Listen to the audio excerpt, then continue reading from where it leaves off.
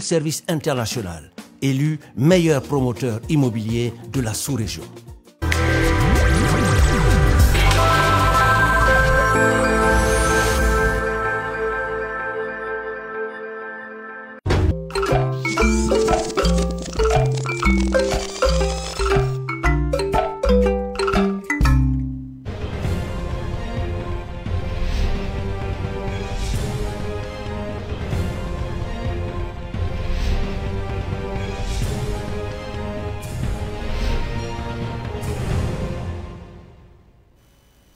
Bonjour à tous et bienvenue. Voici les titres. Le Conseil constitutionnel reconnaît le lieutenant-colonel Paul-Henri Sandaogo Damiba comme président du Faso, chef de l'État. Une décision remise en cause par certains juristes. Vous en saurez plus dans quelques instants. Les OSC appelés à se remettre en question, le chef de l'État, Paul-Henri Sandaogo Damiba, le leur a demandé hier lors d'une rencontre à Kosiam. Les représentants des OSC ont quant à eux exprimé leurs préoccupations tout en réaffirmant leur soutien au MPSR. Des détails dans ce journal. Une fois de plus, bonjour.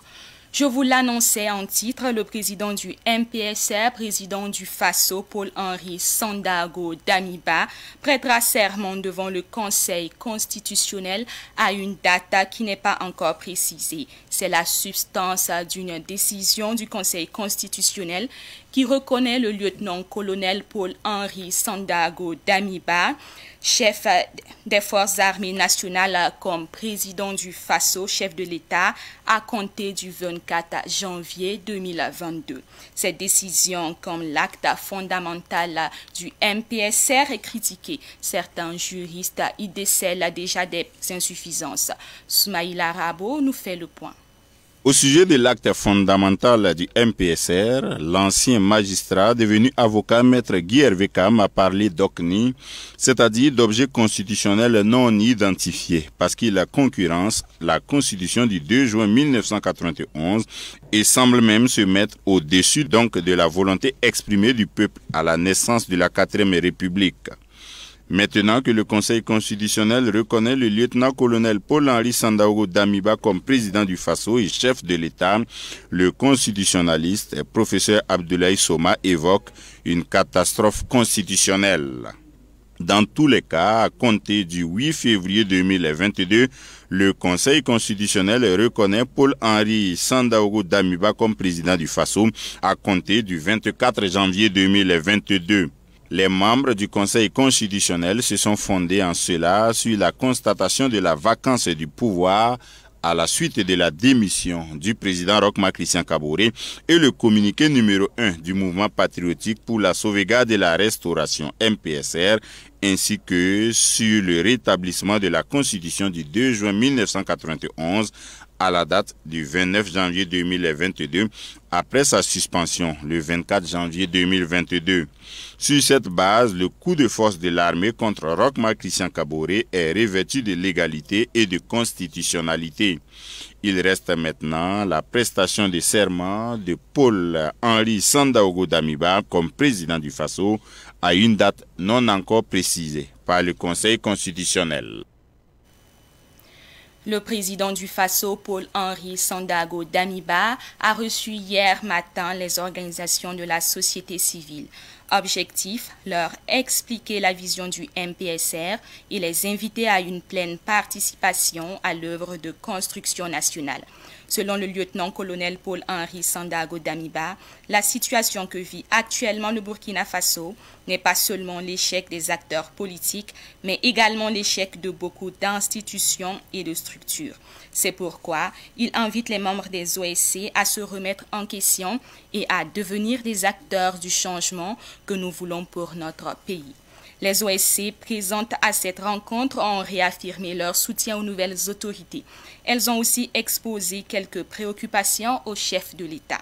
Ces préoccupations sont la sécurisation du pays, le retour des déplacés internes et la prise en compte des OSC et des jeunes dans la construction du Burkina nouveau entamée par le MPSR. Un nouveau parti politique vient de voir le jour, Nos vies, la nouvelle vision s'est officiellement présentée hier à la presse à Ouagadougou. Comme son nom l'indique, ce parti politique veut donner une nouvelle vision au Burkina Faso. Et selon son président Patrice Soulama, la défense des valeurs africaines, qui est l'idéologie du parti, leur permettrait d'y arriver. Une idéologie qui diffère de la politique du ventre, affirme-t-il. Sibline Nankel C dans ce reportage.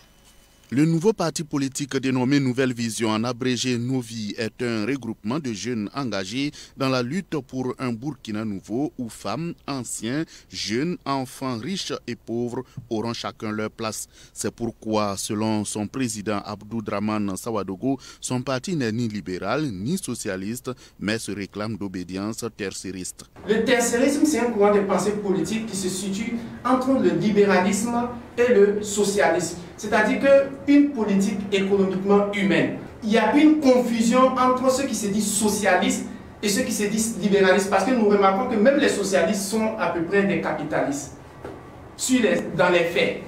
Et c'est pourquoi le tercérisme est un courant de pensée qui se situe entre les deux.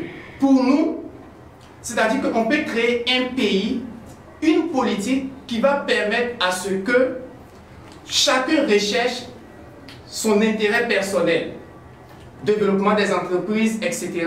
Ça, c'est le capitalisme. Et en même temps, à travers ça, que nous nous associons pour faire des œuvres sociales. Et ça, c'est le socialisme. Donc, ce sont ces deux mélangés qui créent, comme on appelle, nous ne sommes pas et nous n'allons pas être d'un bord. Comme on le dit, nous nous situons au milieu. Nous pensons que le socialisme, c'est de l'extrême. Le libéralisme, c'est de l'extrême. Et le milieu, c'est le tercérisme. Pour Abdou Draman Sawadogo, son parti Nouvelle Vision recherche une lueur d'espoir. C'est pourquoi il soutient le nouvel homme fort du Burkina, Paul-Henri Sandaogo Damiba. Quand nous avons dit que nous sommes derrière Damiba, c'est parce que pour nous, c'est une lueur d'espoir, comme je l'ai dit. Si il ne fait pas ce que nous pensons être le mieux pour le peuple, nous ne serons pas derrière. Et ça, on vous prend comme garant. Si les objectifs ne sont pas des objectifs qui encouragent, c'est-à-dire qui encouragent le développement du Burkina Faso, nous n'allons pas être derrière la transition. Pour vraiment accompagner la transition, Abdou Draman Sawadogo a écrit un livre de 140 pages intitulé « Et si on se réveillait ?» Ce livre contient les 12 clés du développement du Burkina Faso qu'il compte remettre au président du Faso. Le président du parti Nouvelle Vision dit suivre avec attention les événements qui se passent au Mali. Il exhorte la CEDEAO à être la communauté des peuples africains et à lever toutes les sanctions qui pèsent sur le Mali déjà éprouvé par la crise sécuritaire. Parlons de toute autre chose à présent. À Kombisiri, le préfet a invité les différentes structures associatives à la concertation afin de désigner des représentants à l'unanimité. Le processus devrait reprendre aujourd'hui. Il avait été suspendu hier matin à cause des mésententes autour de l'installation de la délégation spéciale. Plusieurs structures associatives n'ont pas pu se mettre d'accord pour la désignation de leurs représentants. Chez les femmes, par exemple, le choix de Ramata Rwamba n'a pas fait l'unanimité. Elle est jugée trop proche de l'ancien parti au pouvoir, le MPP. Ambiance de la salle des fêtes de la mairie de Kombisiri. Suivons.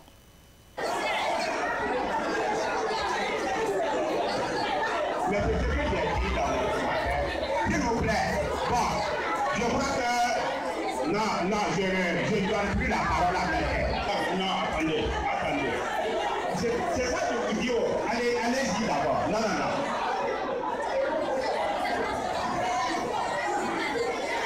J'ai dit. Écoutez, s'il vous plaît. Si vous n'écoutez pas, on va mettre fin à la rencontre. Vous voyez? Non. Allez-y.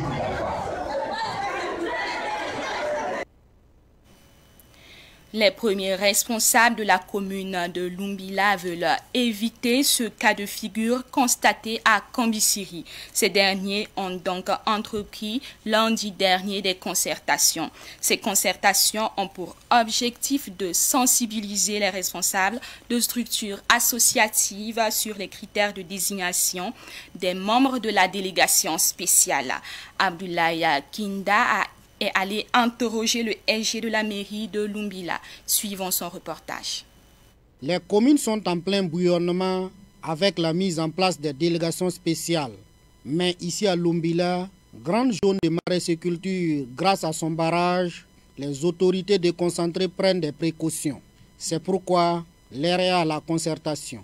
Les différentes organisations cherchent le consensus autour de la désignation de leurs représentants à la délégation spéciale, selon Rasmani Ninkema, secrétaire général de la mairie de Lumbila. Madame le préfet chargé de l'expédition des affaires courantes a adressé des correspondances aux différentes structures pour la désignation de leurs membres. Voilà, donc avec des accusés de réception. C'est quand ces représentants seront désignés que maintenant nous allons appeler les divers membres à l'installation de la délégation spéciale. Ça peut créer des bruits comme ça peut ne pas créer, mais je pense que les mesures qui sont prises là permettront quand même de minimiser en tout cas les conflits. Si cet esprit de conciliation se poursuit, la délégation spéciale communale de Lumbila pourrait relever les défis de l'ancien conseil municipal. Ça dépendra des instructions qui nous seront données par les nouvelles autorités.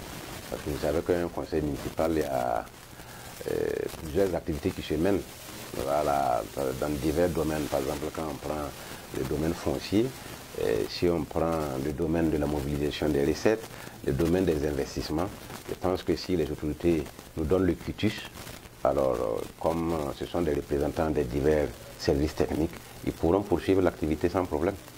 Voilà. Mais s'il y a des limitations, alors ça va quand même réduire la marge de manœuvre de cette nouvelle délégation spéciale. En attendant cette installation, tout tourne au ralenti à la mairie. Le préfet expédie les affaires courantes. On sent un ralentissement parce que la délégation spéciale n'est pas encore installée.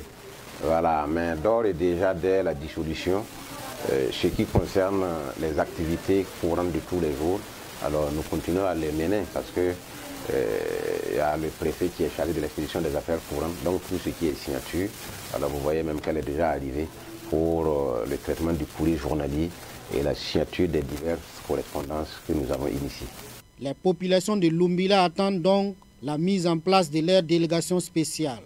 Elles pourraient accompagner leurs activités de maraiceculture autour du barrage ainsi que les autres activités commerciales et touristiques.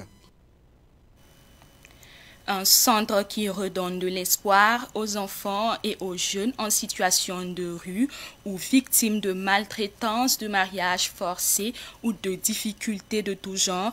La maison Samuel de la congrégation des jeunes Notre-Dame des Apôtres de Fadangourma aide à l'insertion socio-professionnelle des jeunes en difficulté.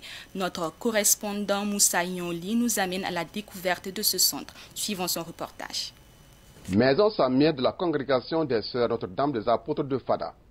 Créée en 2007, c'est en 2015 que l'autorité administrative a reconnu officiellement le centre comme structure privée de prise en charge des enfants et jeunes en difficulté.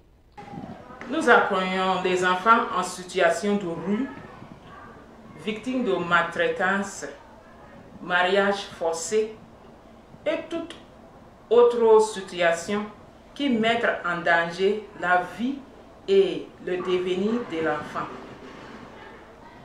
L'âge accueil est comprise de 6 à 21 ans. Pour leur réinsertion, les enfants accueillis au sein de la maison Samuel ont le choix d'apprendre un métier ou poursuivre des études. Pour nous, pour chaque enfant qui nous accueillons ici au centre, on les donne la possibilité, soit pour les scolarités, ou bien si l'enfant veut apprendre un métier, on lui met dans un atelier ou bien une école professionnelle pour apprendre quelque chose. 17, c'est le nombre d'enfants répartis dans plusieurs domaines d'activité que le centre a en charge. Dans l'atelier, on a 4 enfants. Une fille qui fait la couture. On a un qui fait la menuiserie dans un atelier. Un autre qui a eu son CQP cette année. Un autre qui fait l'électricité. Et il y a des enfants aussi qui vont à l'école. On a 7 écoles primaires, 5 au collège. On a déjà eu 2 filles qui ont fait jusqu'au baccalauréat et là à l'université à Ouaga. Une autre, elle est toujours ici, mais pour le moment, elle est dans l'Institut de travail social du Burkina Faso à Gawa. Namono Moïse est un ancien pensionnaire de la maison Samuel.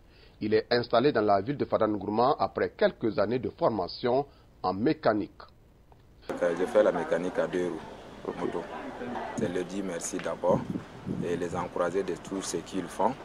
Et que Dieu n'a qu'à les aider vraiment, donner les moyens nécessaires puisqu'ils puissent aller de l'avant pour qu'ils puissent aider d'autres personnes aussi comme ils m'ont aidé. La réinsertion des enfants en difficulté dans la société est le credo des sœurs Notre-Dame des Apôtres de Fada. C'est grâce aux œuvres de bienfaisance que les sœurs essayent de redonner de l'espoir aux enfants en situation difficile. Allons au Mali pour parler d'un mécanisme de concertation pour poursuivre le dialogue avec la CEDEAO, l'Union africaine et les Nations unies. Le gouvernement du Mali l'a annoncé hier dans un communiqué. Ce mécanisme a 2 composantes. D'une part, le groupe de travail ministériel qui est chargé de faciliter les dialogues, d'œuvrer à un rapprochement des positions et de rechercher des compromis sur des questions en suspens. D'autre part, on a le groupe de travail élargi qui a pour mission d'évaluer le projet de chronogramme de la transition. Le gouvernement malien veut ainsi prouver sa bonne foi et montrer sa détermination à maintenir le dialogue pour une transition réussie, dit le communiqué.